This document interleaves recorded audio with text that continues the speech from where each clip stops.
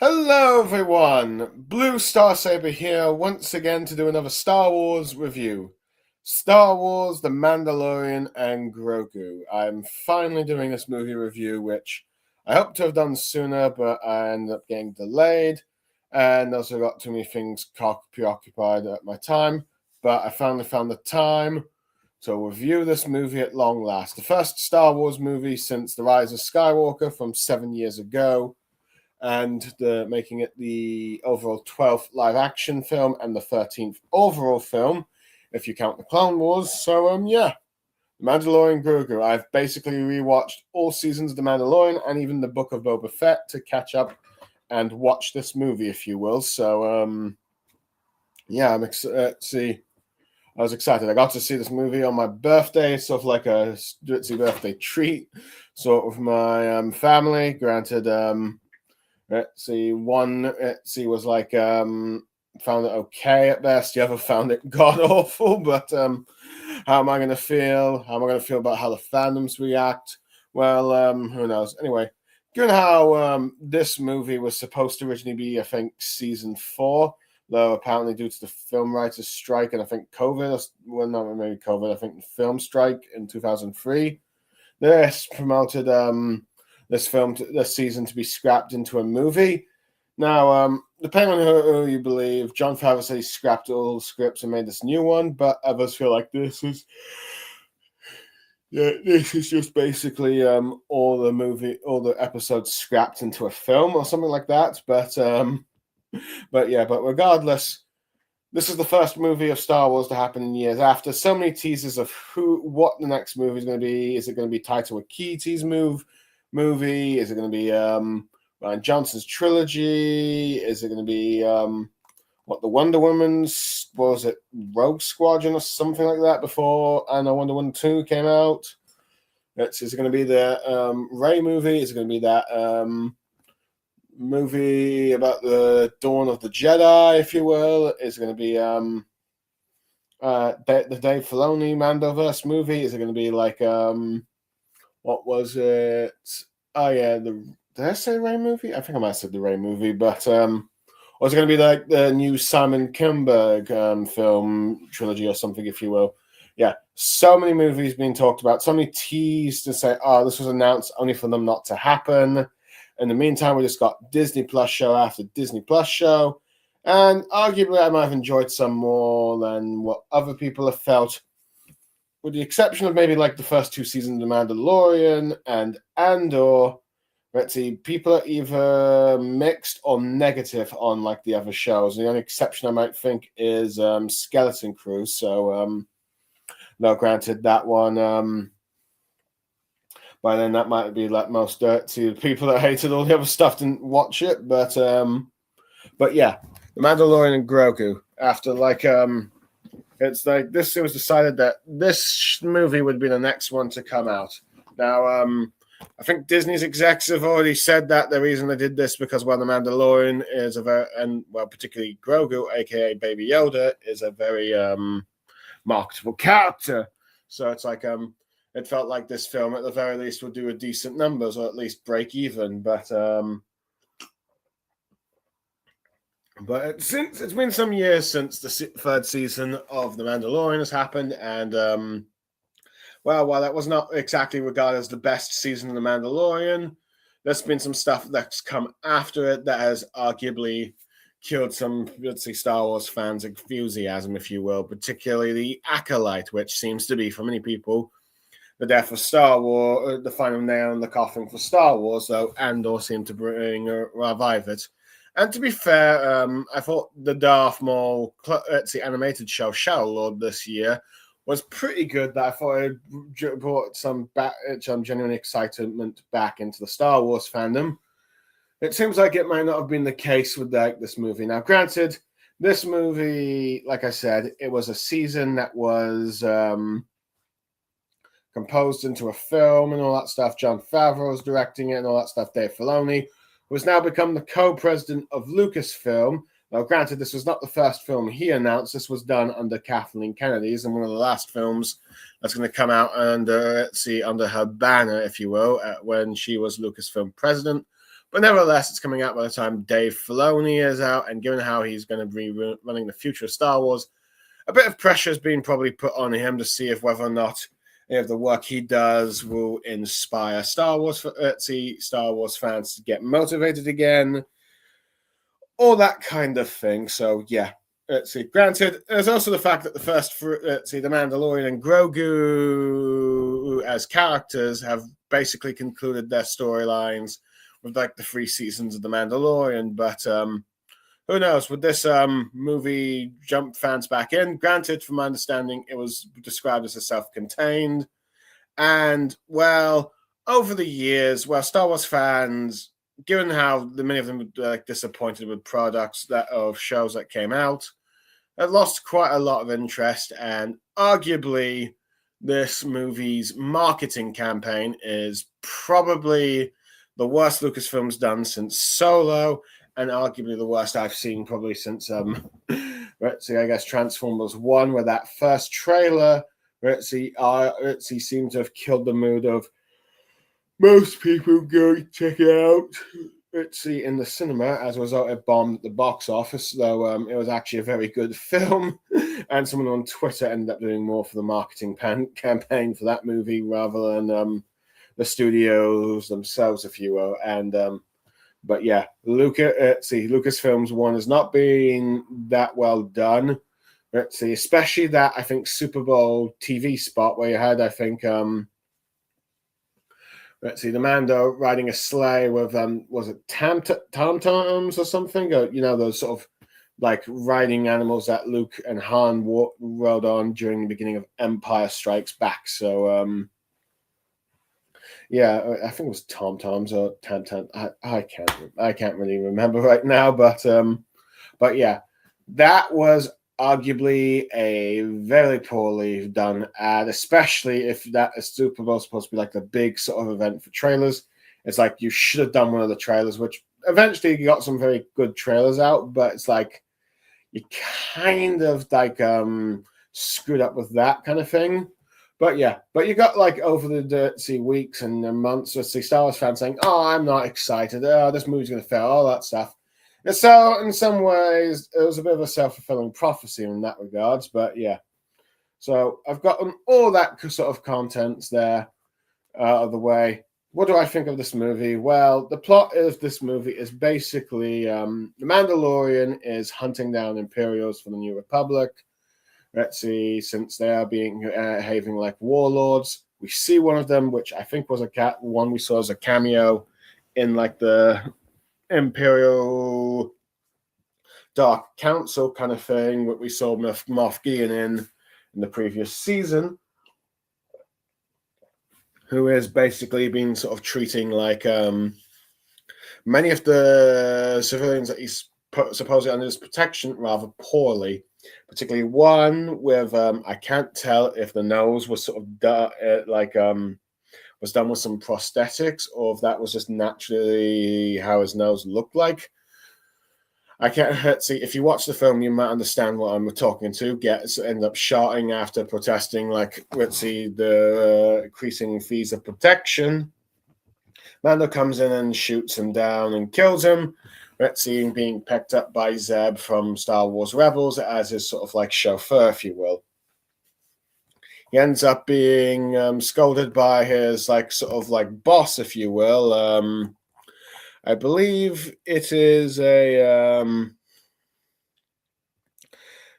someone called Colonel Ward, who was played by the actress who played Ripley Scott, who's not happy, but nevertheless has a new job for Mando, even giving him a new Razor Crest, if you will, which was his main mode of transportation for the first 2 seasons until it was destroyed. It is to rescue the son of Jabba the Hutt, Rota the Hutt, who has been apparently being captured in favor of his aunt and uncles, the twin Hutts we saw in the Book of Boba Fett, if you will. Din Djarin is reluctant to do so, but does so anyway, and Zeb, of course, tags along. Mando ends up looking for information, particularly from like a actor by the name of a character named Hugo Durant, an Darian shopkeeper, those four-arm aliens you might have saw in Solo, if you will. So, yeah, ask information, and it turns out Rota the Hutt is now a gladiator on this planet, where he's arguably made quite a name for himself, and apparently under the death of a crime lord called Janna, who after one more fight, he will win his freedom and then use his fame to go places, if you will.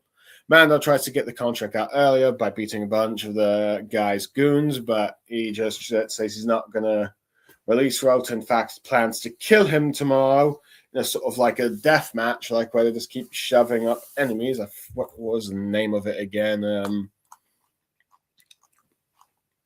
I think it was a Jark match, I believe that's what they call it, where monsters keep popping out and killing, and he'll keep fighting until he dies. So Mando tries to convince him to escape, but let's see, as they had a previous talk earlier, and let's see, Mando confessing he works for the twins, he of course refuses, as he thinks like he is not treated like Jabba's son there, and ends up calling the guards, in which they put Mando to sleep, and then he wakes up fighting Rota the Hutt while Grogu is trapped in his like a little cage thing, sort of bird cage thing. They fight for a bit. Mando he technically wins, and everyone calls for his head, but Mando yields, then demanding that Rota deserves his freedom, and then of course the crime lord just decides to announce he's free to die, showing Rota just how easily he lost the crowd, as well as the fact that Mando's right that this guy never really cared for him. And then a bunch of monsters come out, in which I think if any Star Wars diehard fan would probably be able to notice at least one or two at the very least. At least I noticed like the long neck one, as well as like the one with like the lipped one with a club.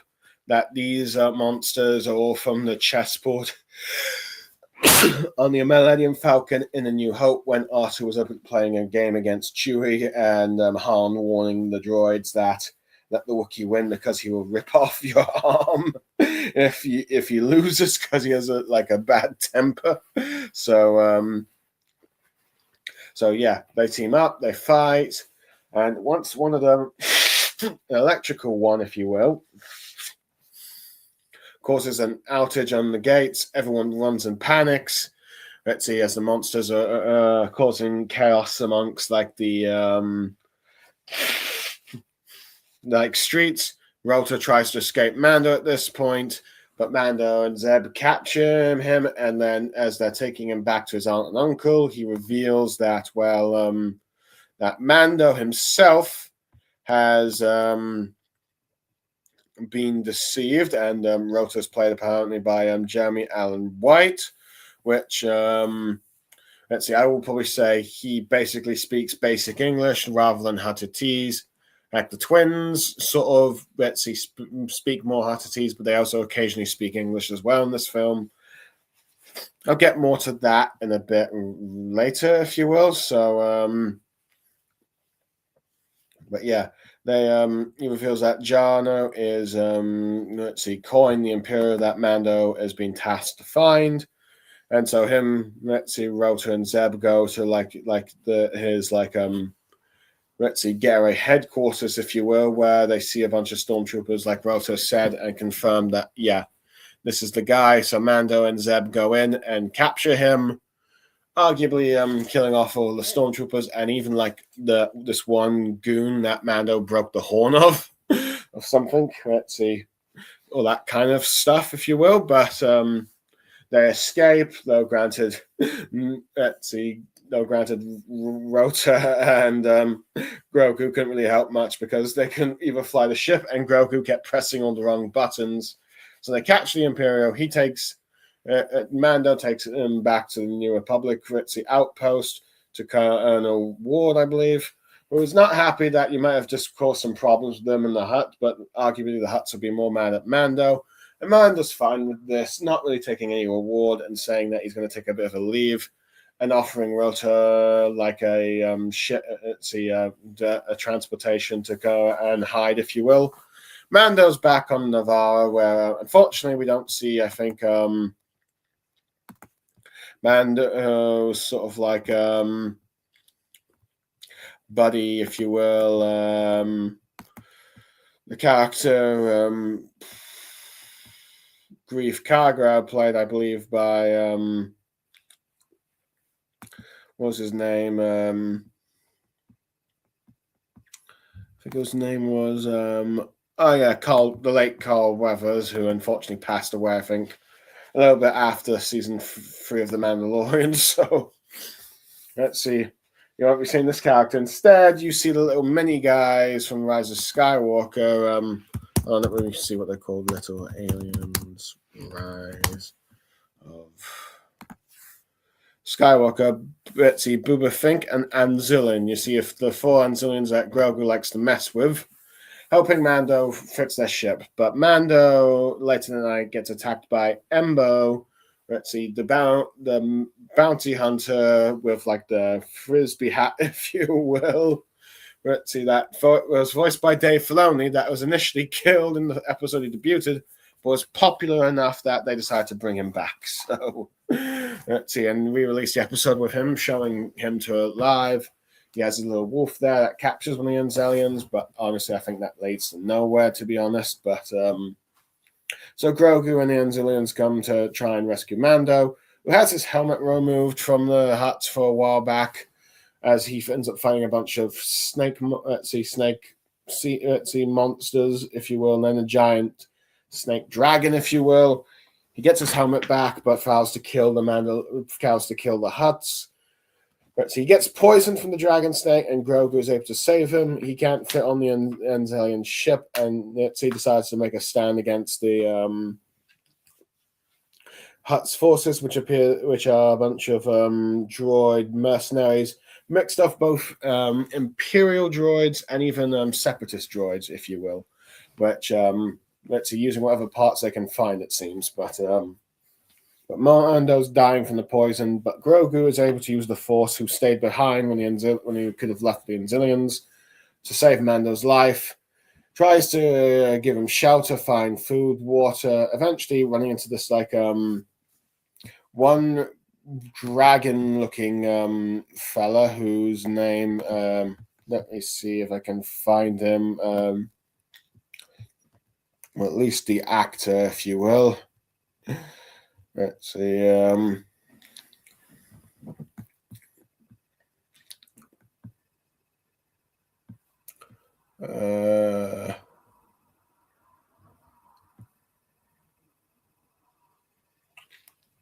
Apparently the fisherman Gatori, played by Stephen McKinley Henderson, if you will, who Grogu steals fish from, but he doesn't seem to mind, and even protects Grogu when he gets eaten by a frog. And then when Embo shows up, and even once learning that he has a friend caught that's poisoned by the snake dragon, makes an antidote, which Mando takes. And then Mando and Grogu decide that it's time to take down the Hutt twins once and for all, using the weapons from the ship that Rota was apparently transported on.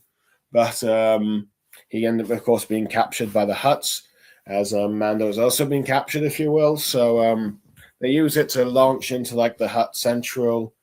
But Mando fights his way off of a bunch of droids, but getting past one of them with a speed bike, with one of the Separatists or battle droids bike, flying bike things. I forgot what they're called, to be honest, but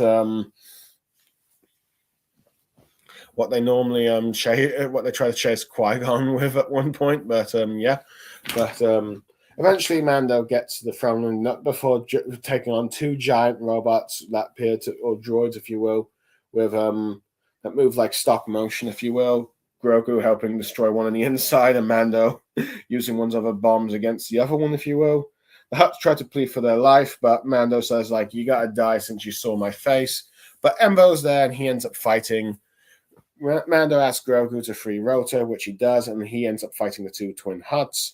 And Baby Yoda uses the Force to calm down Embo's wolf dog, if you will. And as a result of like the Hutts fighting each other, it ends up causing a bit of a crash to the water where the dragon is. But Grogu uses the Force to keep Rota from floating, and the two twins are abandoned by the bounty hunter Embo, and then one sort of tries to sacrifice the other to like escape, but they both end up being eaten by the dragon, dying, and the New Republic forces arrive just as Mando's being surrounded by the Hutt's forces, and led by Ward, and where you see Zeb and Dave Filoni's character, and well as that one Republic pilot that I keep mentioning throughout like the Star Wars shows. So they take out the Hutt forces. Mando escapes the Blitzy base just in time. Zeb picks him and Rota and Grogu up, and Mando learns from Ward that General Colin did confess that the Hutts have been playing the New Republic all along, making deals with him. And they decide to come back and rescue their own Mando, even though Mando says he's not, but she's saying, yeah, of course you are. Anyway, Mando says goodbye to Rota, who wishes to join the New Republic, even though, Mando finds this hard, but Zeb seems to have a shirt that might fit Rota. And the movie ends with Mando taking Grogu and out to the stars, if you will, finally giving him his first driving lessons, if you're ending the movie. Anyway, I'm just going to quickly just fill my cup, and then I'm going to give my overall thoughts on the film. Just a second.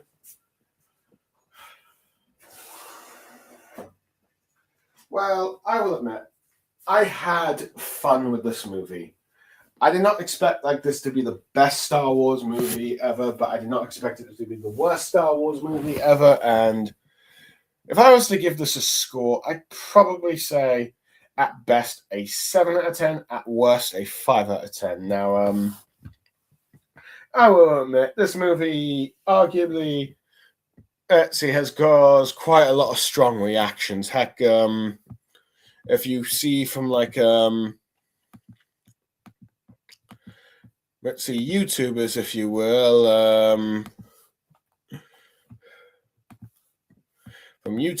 you will, most of them, as you can see, look either negative or seem pretty negative on the film. Some mixed, if you will.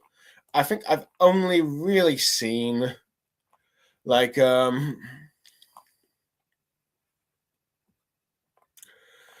feel like this movie seems to have angered the majority of people, or make them feel disappointed or even feel nothing. The only two YouTube reviews I've seen that like this movie are Movie Bob and Smarty Pants, a miraculous witty reviewer for that sometimes, of course, does movies and all that stuff outside of Movie Bob, does movies in general. Now, granted, some people might not discredit Movie Bob because he actually likes The Last Jedi and considers it the one other great movie besides Empire Strikes Back. So, yeah, that can cause probably quite a bit of controversy with this sort of like reactions. But also, if we look at this, critics on Rotten Tomatoes are also mixed, as it's got like just barely a fresh score of 62%. Which I think was a similar score either of Phantom Menace or Attack of the Clones had at one point, but I can't seem to remember before. I think, well, granted, the Phantom Menace dropped eventually to the rotten thing from critics. So yeah. But of course, it seems like most viewers who are reviewing it to user reviews of viewing the Mandalorian and Rotten Tomatoes seem to be positive about it. So, yeah, it seems like a lot of people just seem to really, really dislike this movie. So, I just can't. Let's see, for me, it's like I said, enjoyed it. I enjoyed seeing Mando just taking down stormtroopers. Granted, perhaps maybe it's becoming a bit, he seems to a bit invincible, like a superhero, if you will. But I can get why the character can't really die. Though there was a near-death scene the character had, which I thought was pretty well done. But granted, we all know he wasn't going to die in this film, and Grogu's force healing is a bit of a DX machina, so there is that. But let's see, arguably, yeah. Let's see, Mando continued to be, of course, I think, like the cool bounty hunter, if you will, but now sort of mercenary for the New Republic. Seems to be pretty good for the most part. Granted, if you're hoping for a bit more character for the Mando in this, I think you're going to be disappointed. I think, arguably, I think there is one line where Mando says, "The old protect the old, protect the young, and the young protect the old." Arguably, that is a pretty good line, but honestly, I felt like you could have done a character development on that throughout the film, if you will, which I think the Goldman suggested that Mando be pretty protective of Grogu and not trusting him, and maybe that might cause him to be a bit frustrated that Mando's not trusting him. And then comes, of course, the situation when he's dying and Grogu's the only one to come and do this. Mando realizes that finally understands the reasons why the old protect the young and the young will protect the old, or realize that, okay, Grogu is now ready, if you will, to be truly like his apprentice and all that stuff, and for Mando to try and trust him more, if you will. So we have that little bit there. So I thought they could have done that at the very least. So, but yeah, arguably the action pieces with him are fun.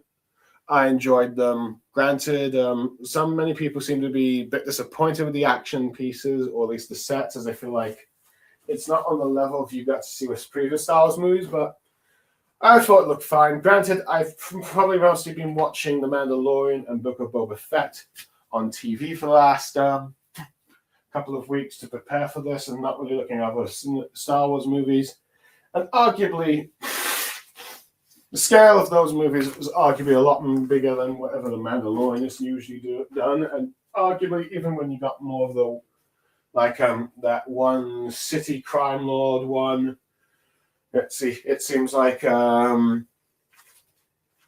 doesn't seem like as big as, like, say, you would see if you were walking on the streets of Coruscant or something like that. So, yeah. I mean, I don't think the movie looks too bad. I mean, okay, arguably the alien monsters look a bit CGI-ish, but I think that was to be a bit of expected. I mean, unless you're doing puppets for the Hutts like you did in Return of the Jedi, the Hutts are not going to look, let's say, not like CGI things. So, yeah, I think that is fine there. Let's see. Now, one criticism I hear seen from this film, it seems like, this is Dave Filoni using a lot of member berries, a lot of cameos and all that stuff. But honestly, I'm kind of fine with them, to be honest. I thought a very clever one was like in The Gladiator, where all the alien monsters are from the chessboard, which I mentioned earlier.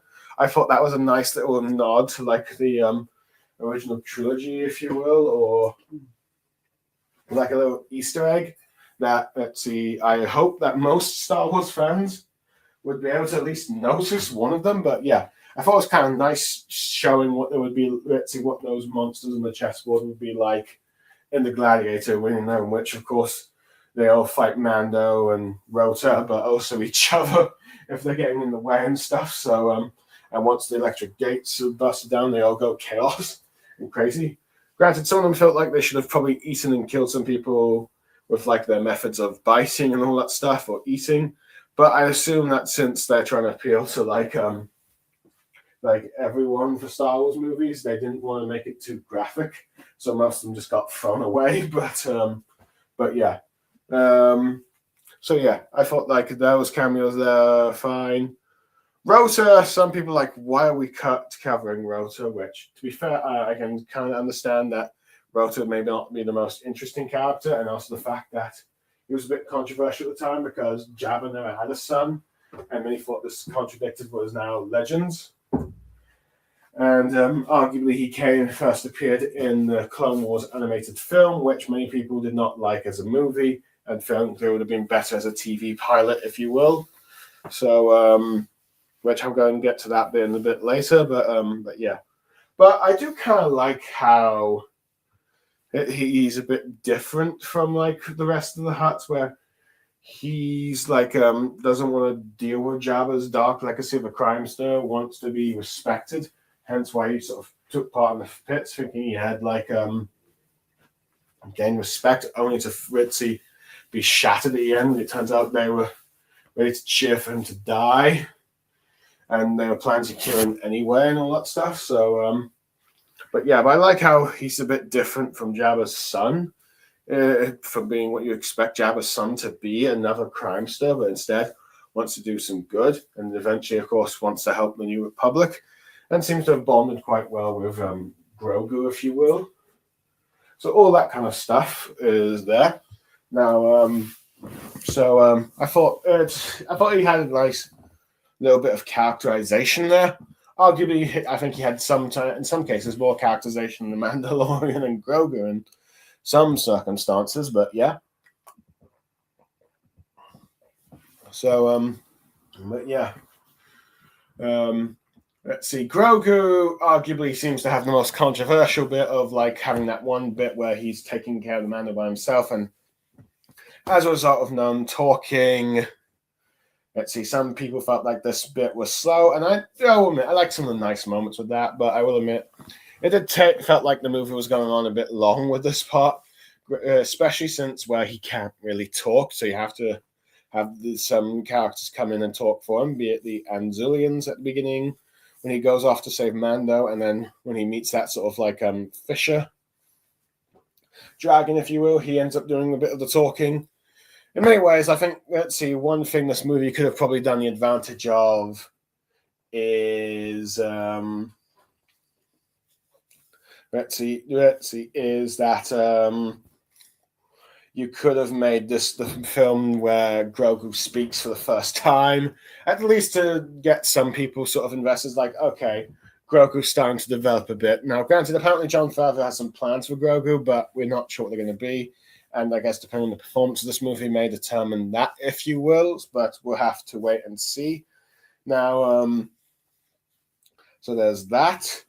The New Republic guys kind of Ward's just like the sort of strict boss, if you will, but at least is willing to give Mando shots and even rewards and all that stuff.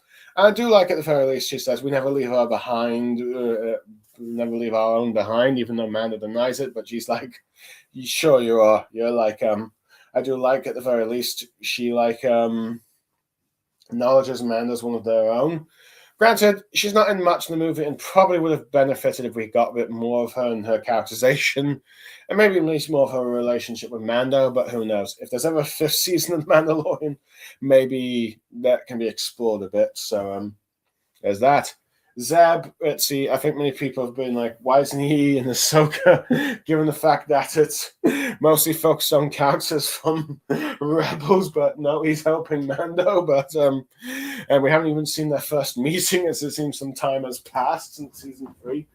But you know what, I thought it was fine as like a sort of like chauffeur, if you will. Granted, arguably he could have been replaced by any character. Heck, you could have replaced him with Han and Chewie or something. And granted, I think some would find that as a bit too pandering, but yeah, I thought he did a decent, let's see, display of at least showing that he can pilot a ship as well as taking out a few stormtroopers. Would have probably been better if he got to join Mando a bit more, probably, but I don't find his cameo offensive nor Embo's. Now, granted, I've seen some people think like they're scraping the ball of the bow, which arguably, given how Boba Fett is not really an enemy of the Mando, if you will, or Din Djarin, and Cad Bane was killed off in the Book of Boba Fett. Let's see, he's arguably the best option, and I think he makes a good physical opponent for the Mandalorian, but as like a, let's see, actual main antagonist, he leaves much to be decided. I mean, since arguably I think they sort of needed a bounty hunter to hunt down Mando after he does double cross the Hutts, and then to defend the Hutts until he's ready to betray them to save his own skin, if you will. So I think Embo was like arguably probably one of the better choices, unless you wanted to bring in someone from like the original trilogy, which like say Bosk, Dengar, IG, the IG droid. Let's see those two little those little fly ones. I can't remember the names of, but yeah. Well, granted, I feel like some people say this is more pandering of fan service member berries, but granted, I guess you could have also done an original bounty hunter, but I guess that would probably would have implied more characterization that they weren't going to do, as this characters was more of a physical. But I thought Embo served like the purpose quite well. I do like how it showed that once like the giant snake monster was about to eat the Hutts, it was like, nah, I'm not dealing with this. You're on your own for that. Not willing to risk his life for them at that point. So yeah.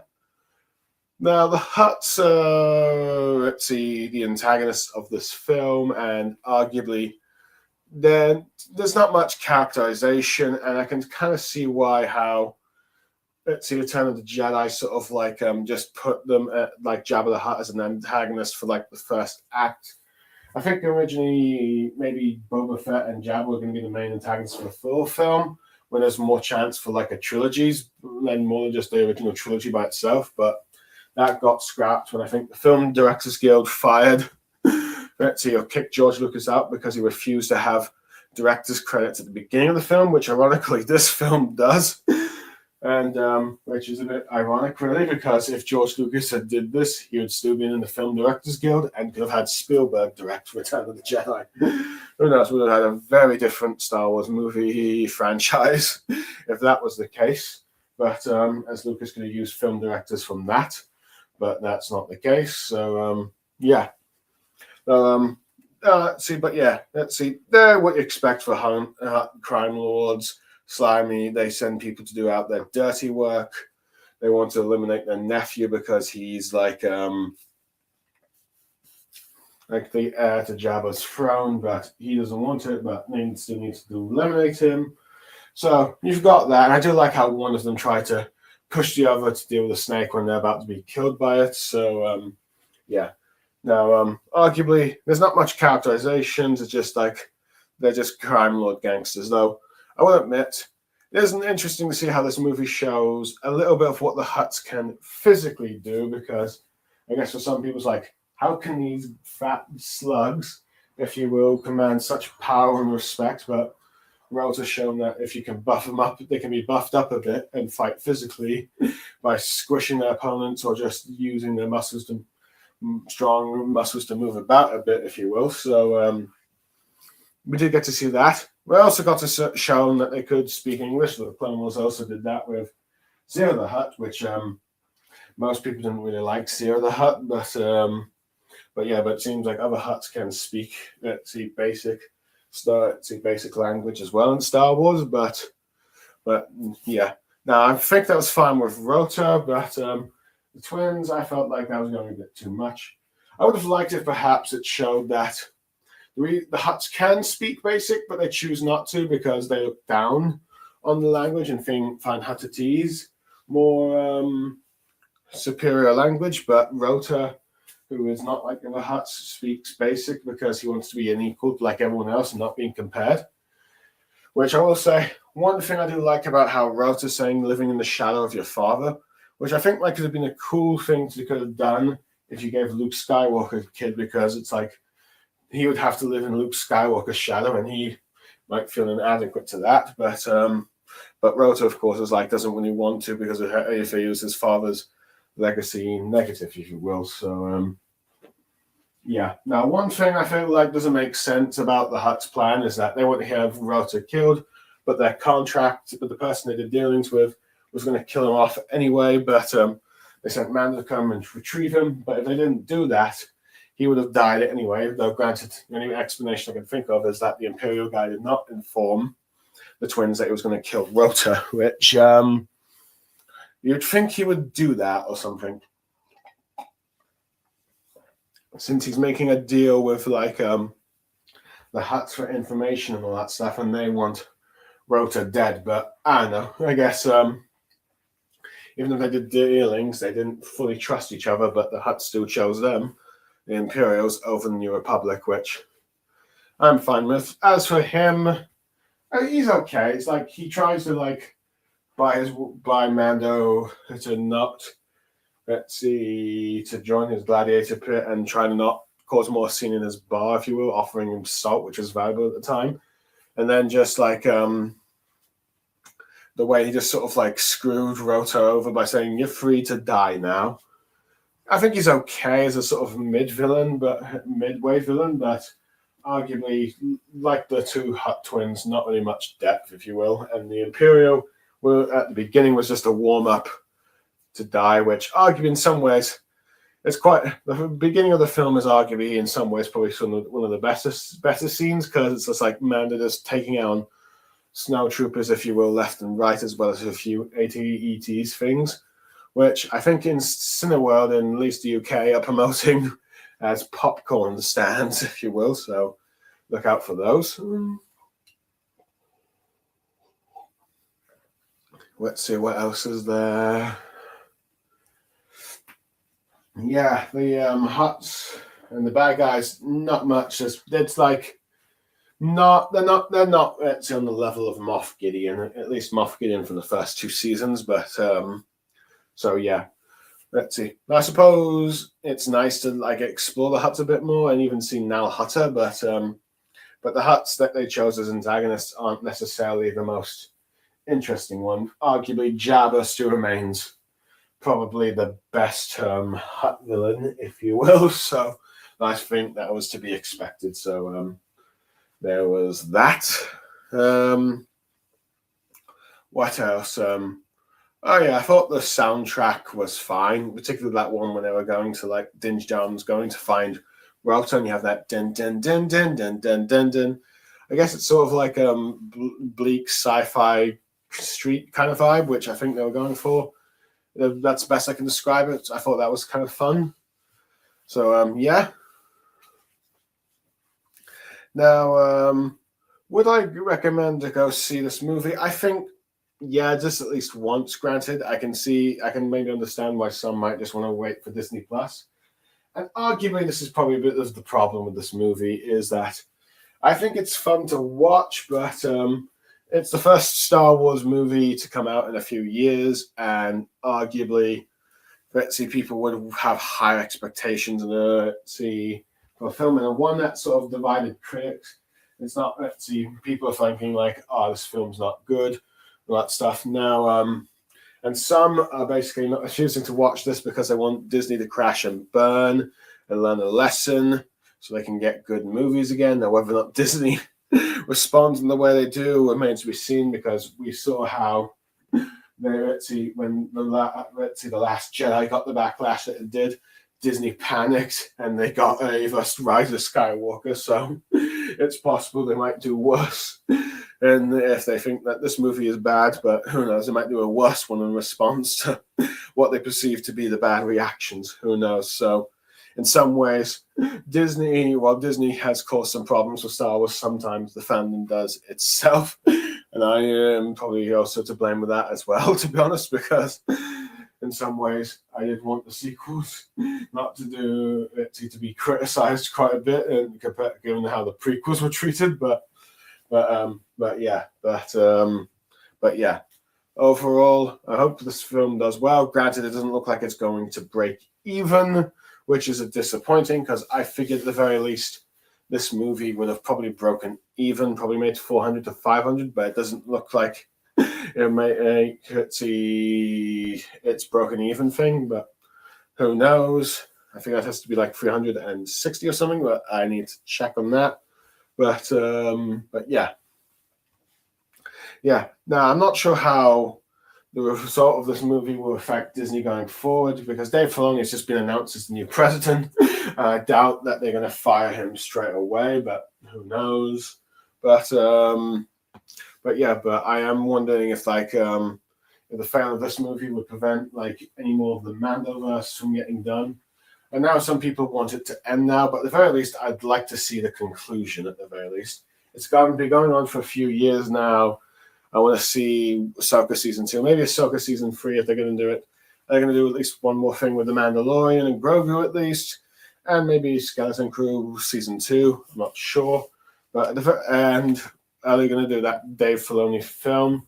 Though granted, given how this one might be underperforming, they might just put it on Disney Plus as a streaming movie, kind of like how like Prey was for Predator, which arguably it seems Predator movies do better streaming than they do cinematic releases these days. So who knows? They might, if they ever decide to do movies based on TV shows, they might just put them as like streaming movies or TV movies rather than full on live action ones again. So there is that. So yeah. Overall, I'd say I enjoyed Mando, though granted he didn't get much of a character arc, and maybe should have been one that was like learning to trust Grogu more.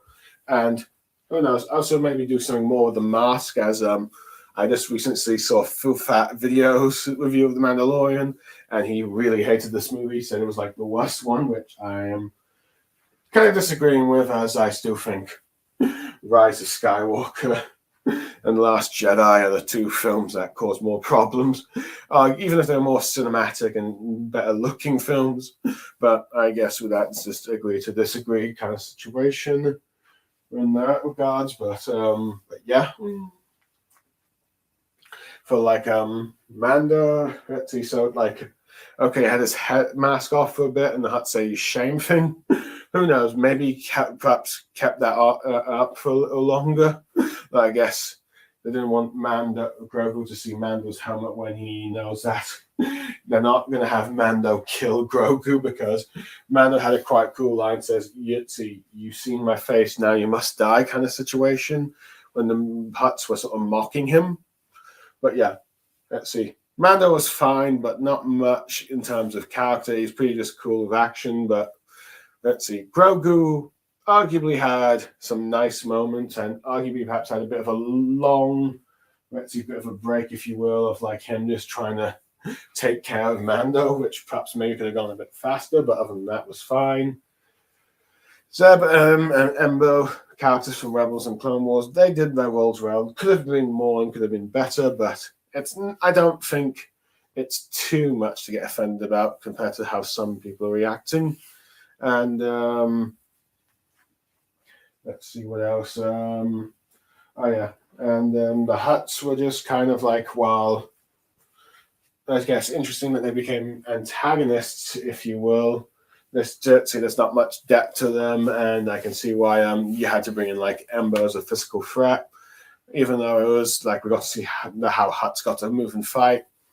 Who knows? In that regards. Let's see, Imperials were fine, as like bad guys always get shot, all that kind of thing. Yeah. Would I recommend seeing the film? Like I said, maybe at least once, though. Let's see, who knows? You might just wait to the DVDs. I hope this movie does at least okay, but it's up to, like, I guess the next few weeks release. So, yeah. Anyway, I've given my pieces of the film. I hope those who end up listening to this review enjoyed what I had to say. And I'll see you again next time. But for now, I am Blue Star Saber, signing off. Thank you, everyone. Goodbye. May the Force be with you.